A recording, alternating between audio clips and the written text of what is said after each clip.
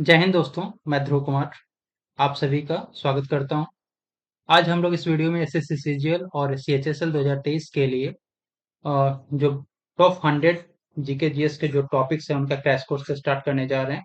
इस crash course में हमने उन टॉपिक्स को चूज किया है जहां से एसएससी के द्वारा लगातार पिछले वर्षों में क्वेश्चंस पूछा जा रहा है। और आज के टॉपिक्स में हम लोग डिस्कस करेंगे संविधान के अनुसूचियों के बारे में, शेड्यूल्स के बारे में। तो आप देख सकते हो कि यदि आप प्रीवियस ईयर से क्वेश्चंस देखेंगे तो वहां पे आपको अनुसूचियों और उससे क्वेश्चंस आपको दिख जाएंगे। साथ में हम लोग इससे रिलेटेड क्वेश्चंस को भी डिस्कस करेंगे। तो स्टार्ट करते हैं हम लोग शेड्यूल्स ऑफ इंडियन कॉन्स्टिट्यूशन, मतलब जो अनुसूचियां हैं हमारी, अनुसूचियों से जो भारतीय संविधान की अनुसूचियां हैं उससे स्टार्ट करते हैं। इससे पहले स्टार्ट करते हैं कि जो भारत का संविधान है, भारत का संविधान,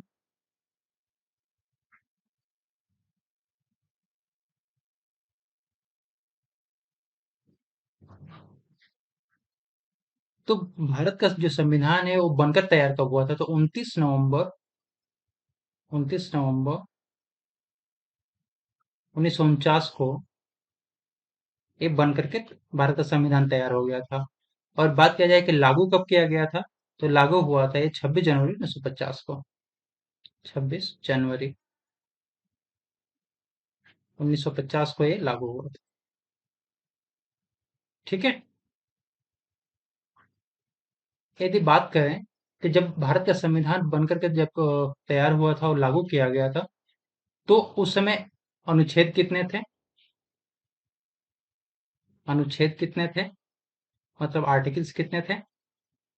आर्टिकल्स। भाग कितने थे? Part, parts. और अनुसूचियां कितने थे? अनुसूचियां, अनुसूचियों की संख्या कितनी थी उस समय शेड्यूल्स के?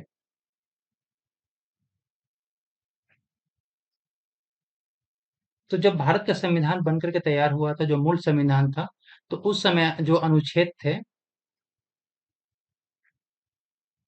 395 अनुच्छेद थे उस समय। ठीक है। और जो अभी वर्तमान में बढ़ करके 448, 448 हो गए हैं। 448 अनुच्छेद हो गए हैं अभी। ठीक है। यदि हम भाग की बात करें, तो उस समय जो भाग थे वो 22 भाग थे। 22 भाग थे, 22 भाग थे। ठीक है। और वर्तमान में 25 भाग हो गए हैं, 25 भाग हो गए, 25 भाग हो। उस समय जो अनुसूचियां थी वो, उस समय 8 अनुसूचियां थी जो भारत का संविधान लागू हुआ था। और वर्तमान में अनुसूचियों की संख्या 12 हो गई। तो यहाँ से ये जो तीन टॉपिक्स हैं, अनुच्छेद, भाग और अनुसूचियां, यहाँ से लगातार एसएससी के द्वारा क्वेश्चंस पूछा जा रहा है। ठीक है। तो आज हम लोग शेड्यूल्स के बारे में देखेंगे, अनुसूचियों के बारे में देखेंगे, जिनकी संख्या वर्तमान संविधान में 12 है। तो फर्स्ट यदि हम बात करें फर्स्ट अनुसूची की, तो फर्स्ट अनुसूची कहता है कि यूनियन एंड इट्स टेरिटरी, मतलब जो भारत है वो, कितने राज्य हैं भारत में? 28 राज्य। और केंद्र शासित प्रदेश की बात करें, केंद्र शासित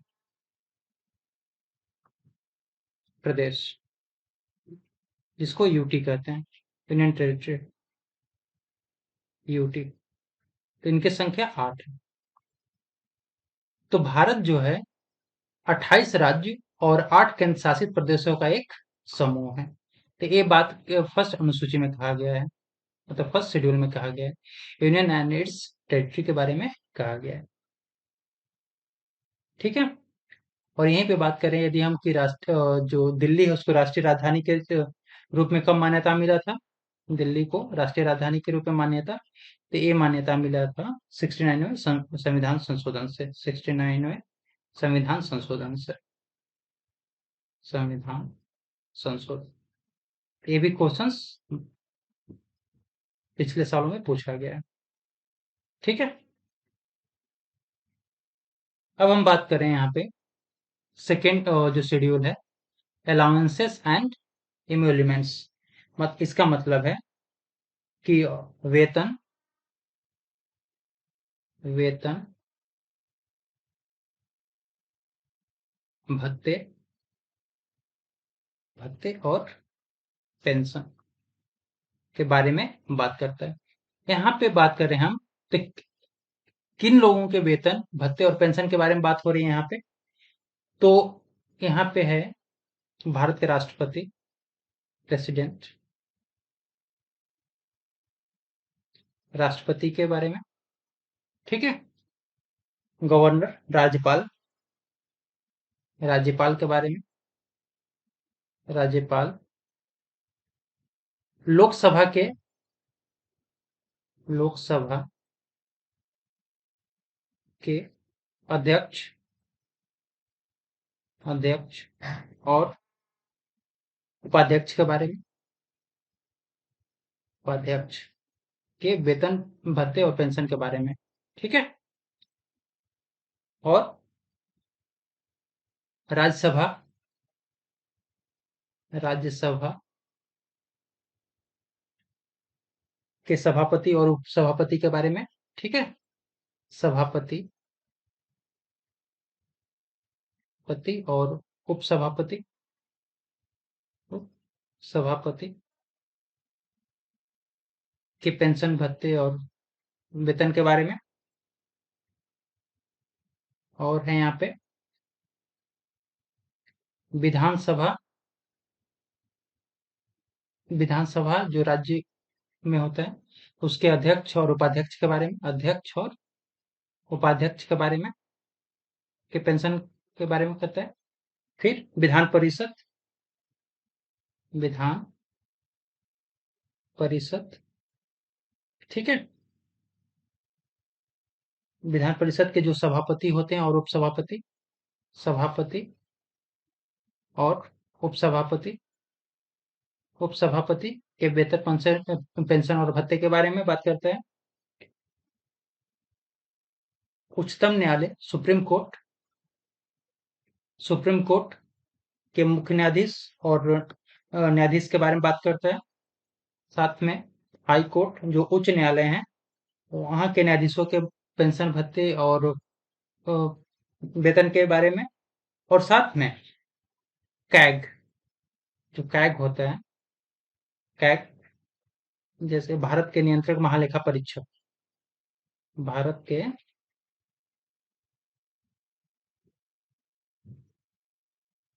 नियंत्रक नियंत्रक महालेखा महालेखा परीक्षक,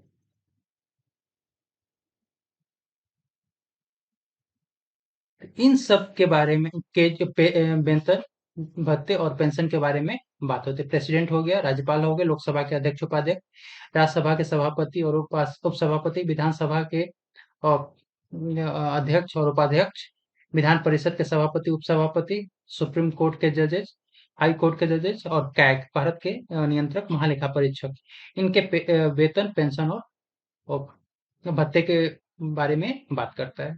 ये सेकेंड शेड्यूल है। ठीक है, फर्स्ट शेड्यूल में है भारत के जो है 28 राज्य और 8 केंद्र शासित प्रदेशों का एक समूह है। फर्स्ट शेड्यूल में बात होती है। सेकेंड शेड्यूल में वेतन भत्ते और पेंशन के बारे में बात होती है। तीसरे शेड्यूल में देखें हम लोग, तो ओथ और एफर्मेशन। ठीक है, यहाँ पे शपथ के बारे में बात होती है। शपथ शपथ के बारे में बात होती है। किनकी शपथ के बारे में? यहाँ पे अधिकारी की बात किया जाए तो मंत्रियों के शपथ। ठीक है,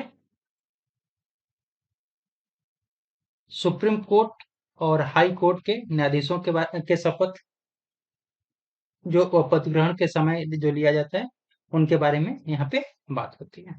ठीक है, साथ में यदि हम बात करें तो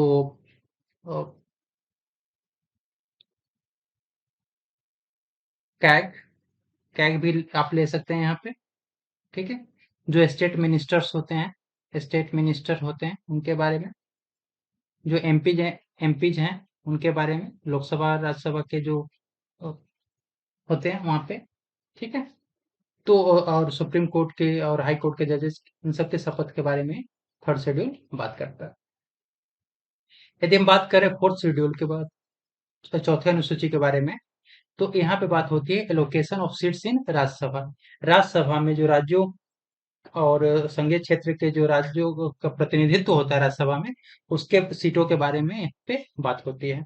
ठीक है, तो राज्यसभा में जो राज्यसभा है, राज्यसभा में जो राज्य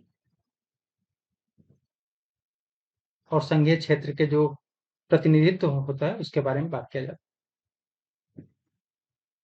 संघीय क्षेत्र, ठीक है, किस राज्य से कितना प्रतिनिधि उस राज्यसभा में नियुक्त होंगे, इसके बारे में फोर्थ शेड्यूल में बात होती है। यदि हम बात करें पांचवें शेड्यूल के बारे में, पांचवें अनुसूची यहाँ पे पांचवा, तो इसमें बात होती है शेड्यूल एरिया और शेड्यूल्ड ट्राइब्स के बारे में। पांचवी अनुसूची में एक टोटल हमारे कॉन्स्टिट्यूशन में 12 अनुसूचियां हैं, शेड्यूल्स हैं, जिसमें जो पांचवी अनुसूची है उसके बारे में और जो शेड्यूल ट्राइब्स और शेड्यूल एरिया है उनके बारे में बात होती है। जैसे अनुसूचित क्षेत्र, अनुसूचित क्षेत्र, अनुसूचित क्षेत्रों, जो शेड्यूल्ड एरिया है, शेड्यूल एरिया, और अनुसूचित जनजाति, अनुसूचित जनजाति, जनजाति, ठीक है, एसटी, इनके प्रशासन और नियंत्रण के बारे में यहाँ पे बात होती है। प्रशासन और नियंत्रण, और नियंत्रण के बारे में यहाँ पे बात होती है। ठीक है, ये पांचवी अनुसूची जो है वो अनुसूचित क्षेत्रों और अनुसूचित जनजाति के प्रशासन और नियंत्रण के बारे में यहाँ पे बात किया जाता है। यदि हम बात करें छठवीं अनुसूची के बारे में, छठवीं अनुसूची, तो जो अदर ट्राइबल एरिया हैं, other other tribal area, other tribal area हैं उनके बारे में बात किया जाता है।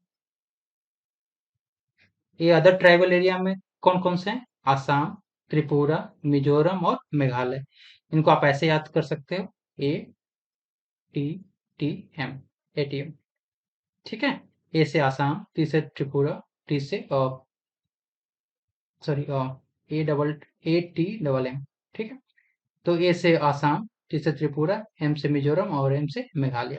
ठीक है, एटीएम। तो यहाँ के आसाम, त्रिपुरा, मिजोरम और मेघालय के जो जनजाति होते हैं, जनजाति क्षेत्रों के प्रशासन के बारे में यहाँ पे बात किया जाता है। ठीक है, यदि हम बात करें यहाँ पे सातवीं अनुसूची में है, सातवीं अनुसूची, इसमें सब्जेक्ट लिस्ट के बारे में बात किया जाता है। यहाँ पे सब्जेक्ट लिस्ट मतलब कि केंद्र और राज्यों के बीच शक्तियों के बंटवारे के बारे में बात किया जाता है। यहाँ पे केंद्र और राज्यों राज्यों के जो पावर्स हैं उनके बंटवारे के बारे में बात किया जाता है, शक्तियों के बंटवारे के बारे में बात किया जाता है। ठीक है, यदि हम यहाँ पे बात करें तो जो लिस्ट होती है, सब्जेक्ट लिस्ट है, एक यूनियन लिस्ट होती है, एक स्टेट लिस्ट होती है और एक कंकरेंट लिस्ट होती है। तो जो यूनियन लिस्ट होता है यहाँ पे, जो संघ सूची कहते हैं जिसे, संघ या यूनियन लिस्ट, यूनियन लिस्ट, संघ सूची बारे में बात करें हम, तो इस सूची पर जो अधिकार होता है वो सेंट्रल गवर्नमेंट का, मतलब केंद्र सरकार को अधिकार होता है कि इन जो इस सूची के अंदर जो भी सब्जेक्ट्स हैं उन पर केंद्र सरकार ही कानून बना सकते हैं, कानून बना सकते हैं। ठीक है, यूनियन लिस्ट के बारे में जो होता है संघ सूची में केंद्र सरकार कानून बना सकती है। स्टेट की यदि बात करें, राज्य सूची, राज्य सूची के बारे में बात करें हम लोग, स्टेट लिस्ट के बारे में बात करें, तो यहाँ पे जो कानून है वो राज्य सरकार के द्वारा बनाया जाता है। ठीक है। और एक होता है समवर्ती सूची, समवर्ती समवर्ती सूची। ठीक है। जो कंकरेंट लिस्ट कहते हैं उसको, कंकरेंट लिस्ट, कंकरेंट लिस्ट। वहां पे जो अधिकार होता है वो केंद्र और राज्य दोनों को ये अधिकार होता है। केंद्र सरकार और राज्य सरकार को उस विषय पे कानून बना सकते हैं। तो यहाँ बात करें हम लोग, तो जो संघ सूची में है, तो संघ सूची में जो स्टार्टिंग में जो विषय थे वो टोटल 97 विषय थे। ठीक है। जो बढ़ करके अभी 100 सब्जेक्ट्स इसमें आ गए, 100 इसमें विषय आ गए। ठीक है। पहले 97 थे, वो बढ़ करके अभी 100 हो गए हैं। राज्य सूची के बारे में बात करें हम यहाँ पे, तो राज्य सूची में जो पहले विषय थे वो 66 विषय थे, मतलब 66 विषय थे, जो अब बढ़ करके 61 विषय हो गए हैं। मतलब घट घट गया है इसमें से 5। ठीक है। ये घट गया है। 60, पहले 66 थे, अभी 61 हो गए हैं। और यदि हम समवर्ती सूची के बारे में बात करें, समवर्ती सूची के बारे में बात करें यहाँ पे, तो पहले जो विषय थे इसमें, इसमें 47 विषय थे, जो बढ़ करके 52 विषय हो गए हैं। मतलब जो राज्य सूची में थे वो वहां से जो 5 शिफ्ट होकर के समवर्ती सूची में आ गए हैं। ठीक है। यदि हम बात करें यहाँ पे लैंग्वेजेस के बारे में बात करें, तो भारतीय संविधान में जो लैंग्वेजेस हैं, जो भाषाएं हैं, भाषाएं, भाषा की बात करें, तो भारतीय संविधान में 22 जो भाषाएं हैं, ठीक है, उनका उल्लेख किया गया है। तो टोटल कितने भाषाओं का उल्लेख किया गया है? तो 22 भाषाओं का यहाँ पे उल्लेख किया गया है। यदि हम बात करें यहाँ पे 9वीं अनुसूची के बारे में, जो लैंड रिफॉर्म और एबोलिशन ऑफ जमींदारी से है। ठीक है। तो यहाँ पे जो इसमें जो फर्स्ट संविधान संशोधन हुआ था 1951 में हुआ था, 1951 में हुआ था। ठीक है। इसमें क्या है कि जो लैंड रिफॉर्म की बात किया जाता है 9वीं अनुसूची में, इसमें जो के द्वारा राज्य द्वारा संपत्ति का अधिग्रहण की विधियों का उल्लेख इसमें किया गया है। संपत्ति के अधिग्रहण जो है,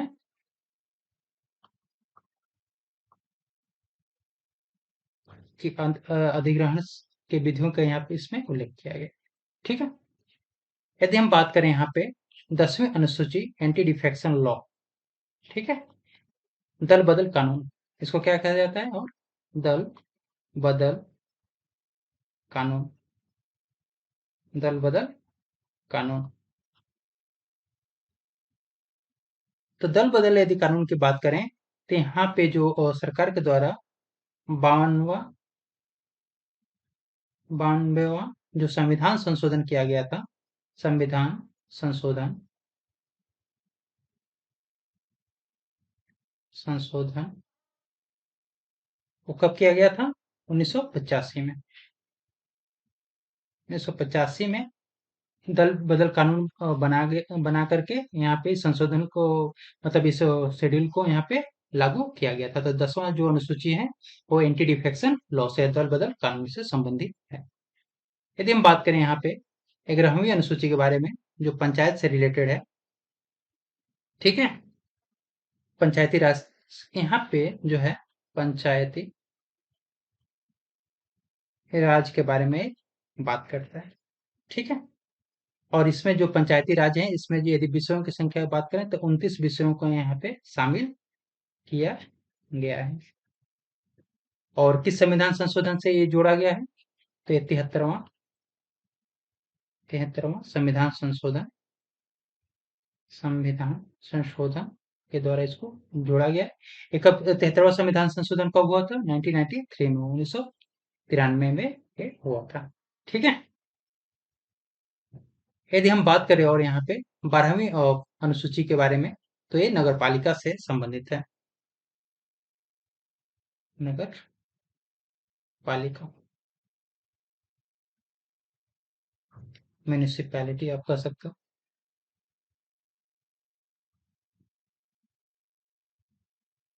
म्यूनिसिपैलिटी, ठीक है। यदि यहाँ यहाँ पे हम विषयों की बात करें तो इसमें टोटल 18 विषयों को इसमें शामिल किया गया है, सब्जेक्ट्स को शामिल किया गया है इसमें, ठीक है। और किस संविधान संशोधन के द्वारा इसको किया गया, तो ये है 74वां 74वां संशोधन संविधान संशोधन के द्वारा इसको ऐड किया गया है। ये कब हुआ था? 1993 में ये भी हुआ था, ठीक है। तो ये हमारे टोटल 12 शेड्यूल्स हैं, 12 अनुसूचियां हैं, जहां से लगातार क्वेश्चंस आपके पूछे जा रहे हैं। इनको याद करने के ट्रिक्स की यदि हम बात करें तो एक छोटा सा ट्रिक है, पहले हम लोग इसको देखते हैं यहाँ पे। फर्स्ट शेड्यूल जो हमारा है वो है यूनियन एंड इट्स टेरिटरी। तो इस टेरिटरी का टी लेते हैं यहाँ पे, ठीक है। सेकेंड जो है यहाँ पे सेकेंड शेड्यूल के बारे में बात करें तो अलाउंसेस एंड इम्यूनमेंट्स, मतलब पेंशन भत्ते और के बारे में बात करता है। तो यहाँ से जो हमारा इम्यूनमेंट्स हैं उसका हम लोग ई लेते हैं, ठीक है। थर्ड है हमारा शेड्यूल ओथ और एफर्मेशन के बारे में बात करता है, शपथ के बारे में बात करता है। तो यहाँ से एफर्मेशन का हम लोग ये लेते हैं, ठीक है। फोर्थ से जो अनुसूची है उसमें बात होता है कि जो राज्यों और संघीय प्रदेशों के जो सीट्स का एलोकेशन होता है राज्यसभा में, उसके बारे में बात करें तो राज्यसभा का आर लेते हैं यहाँ पे, ठीक है।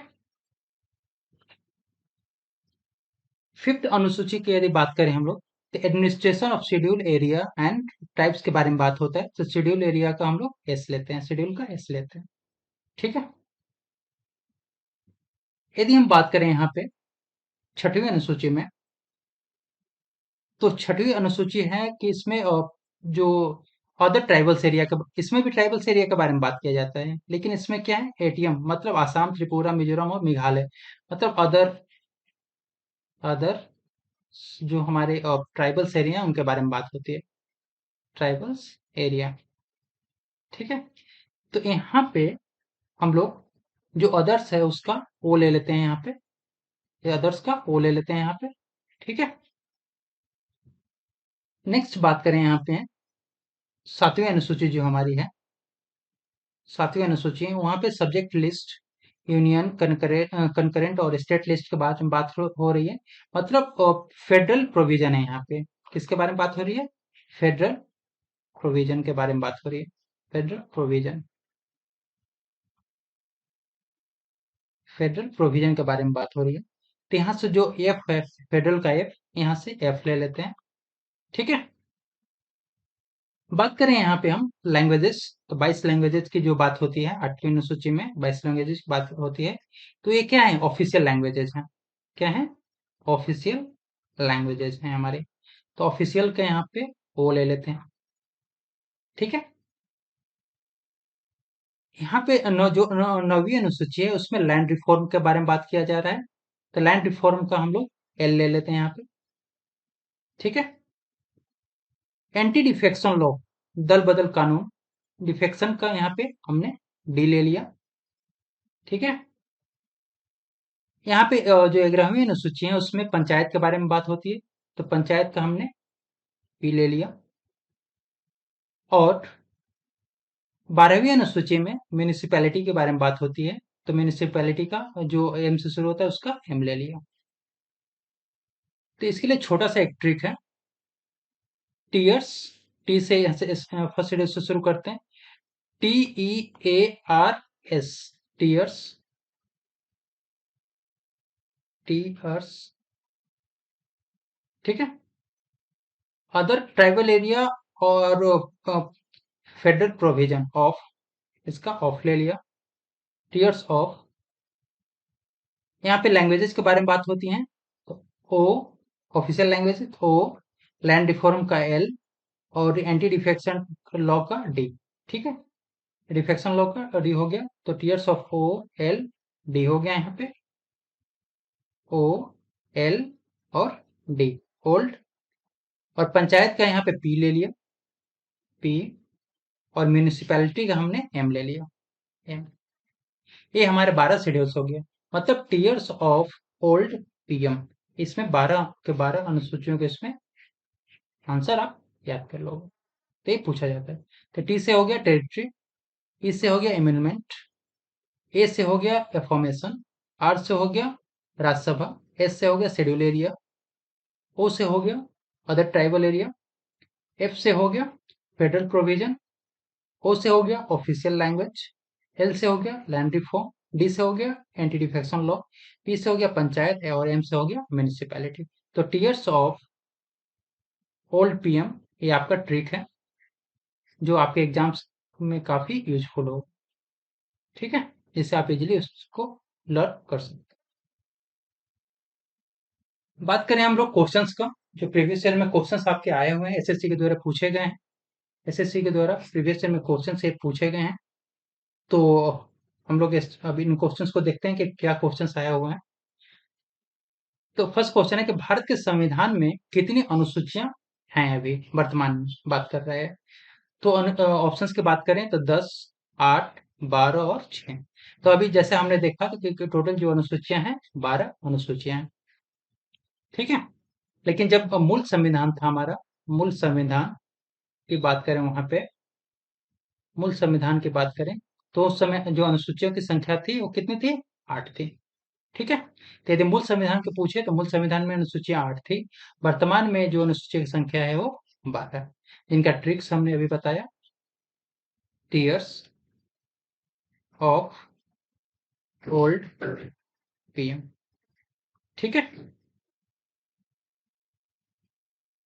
सेकंड क्वेश्चन है कि भारत संघ के राज्यों और केंद्र शासित क्षेत्रों का उल्लेख किस अनुसूची में किया गया है। किस अनुसूची में जो राज्य हैं और केंद्र शासित प्रदेश है उनका उल्लेख किया गया है।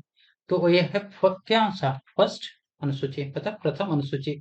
इसमें 28 राज्यों और 8 केंद्र शासित प्रदेशों के बारे में बात किया गया है। ठीक है, थर्ड क्वेश्चन की बात करें तो भारत की संविधान की दूसरी अनुसूची का संबंध किससे है। पहला ऑप्शन है शपथ, दूसरा राज्यसभा, तीसरा वेतन भत्ते पेंशन, और चौथा आंसर डी। इसका करेक्ट आंसर क्या होगा बताइए। तो आंसर है इसका सी। ठीक है, तो दूसरे के संविधान के बारे में बात करें यदि हम, तो फर्स्ट हम लोग जो टीयर्स लिखते हैं, TEARS, तो जो सेकंड है वो एमुलमेंट के बारे में बात करता है, मतलब वेतन भत्ते और पेंशन के बारे में बात करता है। तो इसे आप एमुलमेंट से आप आंसर कर सकते हो। ठीक है, आंसर है भारतीय संविधान की तीसरी जो अनुसूची है इसमें किसका उल्लेख किया गया है।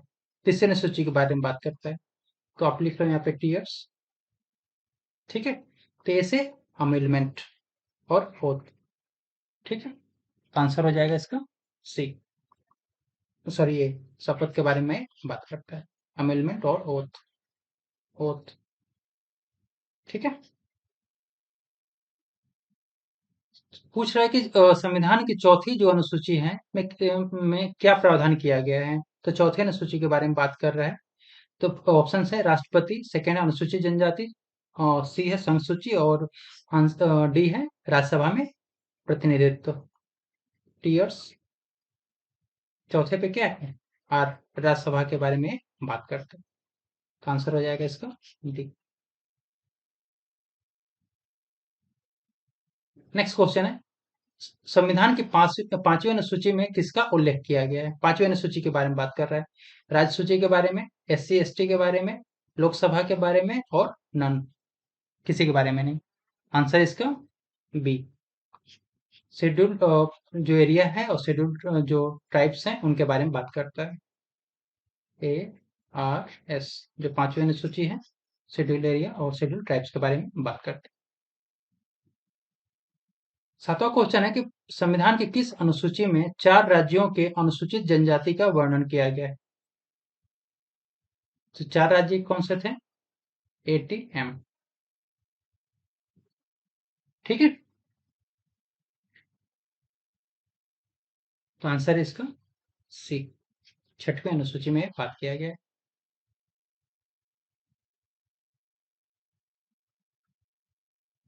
Tears of. ठीक है, ऑफ से अदर जो जो अदर जो शेड्यूल एरिया है, शेड्यूल ट्राइब्स के बारे में बात करता है। एटीएम जैसे हमने देखा था आसाम, आसाम के बारे में बात होता है। और बताइए। मेघालय, मेघालय, मिजोरम, मिजोरम और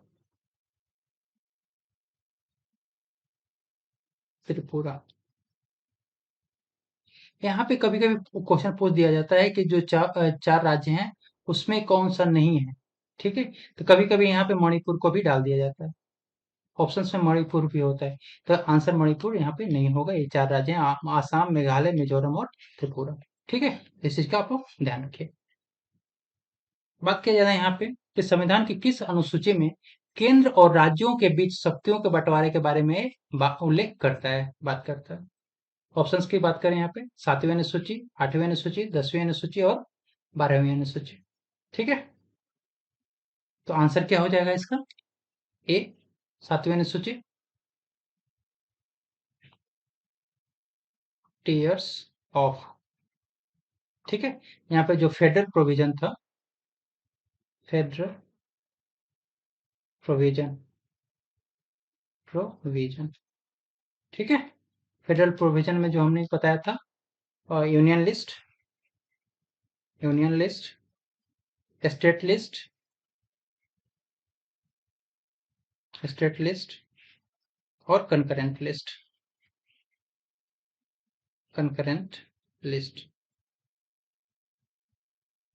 मतलब संघ सूची, संघ सूची, राज्य सूची, राज्य सूची और समवर्ती सूची, समवर्ती सूची। ठीक है, इनके बारे में 7वीं अनुसूची में बात किया जाता है। सेंटर और स्टेट के, सेंटर और स्टेट के जो पावर्स हैं, शक्तियों के बंटवारे के बारे में यहाँ पे बात होती है। ठीक है, बात करें यहाँ पे, ये नवा क्वेश्चन है कि संविधान की 8वीं अनुसूची में वर्तमान में कितनी मानक भाषाएं शामिल की गई हैं? तो ऑप्शंस की बात करें तो ए है 20, बी है 22, सी है 24 और डी है 14। तो इसमें कितने भाषाओं के बारे में बात होता है? 22, 22 भाषाओं के बारे में 8वीं अनुसूची में बात किया जाता है। 10वां क्वेश्चन है कि संविधान में जो 9वीं अनुसूची है उसको कब जोड़ा गया था? जो 9वीं अनुसूची है उसको कब जोड़ा गया था? 9वीं अनुसूची की बात करें तो लैंड रिफॉर्म, लैंड रिफॉर्म की बात होती है यहाँ पे। ठीक है, जो संपत्ति का जो अधिग्रहण था उससे रिलेटेड है। ठीक है, तो किस संविधान संशोधन के द्वारा जोड़ा गया था? जो फर्स्ट संविधान संशोधन हुआ था 1951 में। ठीक है, तो इसका आंसर हो जाएगा, आंसर हो गया ए 1951 में। 11वां क्वेश्चन है कि संविधान में दल बदल विरोधी कानून 10वीं अनुसूची किस संविधान संशोधन के द्वारा जोड़ी गई थी? ठीक है, तो ऑप्शंस की बात करें तो 86वें संविधान संशोधन, 52वां संविधान संशोधन, 51वां संविधान संशोधन और नन।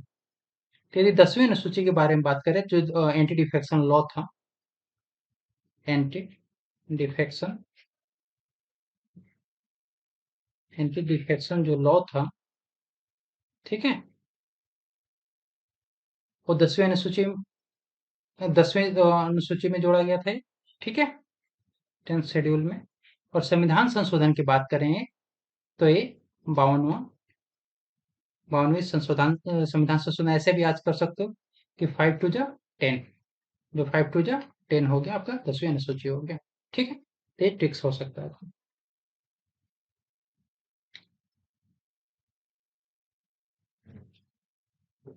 तो आंसर इसका बी, 52वें संविधान संशोधन। 12वां क्वेश्चन है कि पंचायती राज संबंधी संविधान में कौन सी अनुसूची जोड़ी गई है, जो पंचायती राज से रिलेटेड है, पंचायत सिस्टम से, पंचायत सिस्टम से, ठीक है, सिस्टम, पंचायती राज से रिलेटेड कौन सी अनुसूची जोड़ी गई? 11वीं, 12वीं, 10वीं और कोई भी नहीं। तो इसका आंसर है ए। जो पंचायती राज से की बात करें यहाँ पे, ठीक है, तो 11वीं अनुसूची जो है, 11वीं अनुसूची जो शेड्यूल है, एक किस संविधान संशोधन से किया गया था? इसके लिए जो 73वीं जो 73rd अमेंडमेंट किया गया था, 13वीं संविधान संशोधन, संविधान संशोधन, ठीक है, ये कब हुआ था? 1993 में, 1993 में किया गया था। और इसमें जो टोटल विषय की बात किया जाए तो कितने विषय इसमें शामिल किए गए थे? 29 विषयों को इसमें शामिल किया गया था। इसको लर्न करने का ट्रिक जो था, टीयर्स ऑफ ओल्ड पीएम, ठीक है। तो जो पी है वो 11वें नंबर पे आता है, और 11वां से क्या है? पंचायती राज सिस्टम, जो 11वीं अनुसूची के बारे में बात करता है, ठीक है। यदि हम बात करें यहाँ पे, 13वां क्वेश्चन है, ये सारे क्वेश्चंस एसएससी के द्वारा प्रीवियस ईयर में पूछे गए हैं और आने वाले एग्जाम के लिए बहुत ज्यादा इंपॉर्टेंट है। संविधान में जो 12वीं अनुसूची है, किस संविधान संशोधन द्वारा जोड़ी गई है? यहाँ पे संविधान संशोधन के बारे में बात कर रहे हैं, ठीक।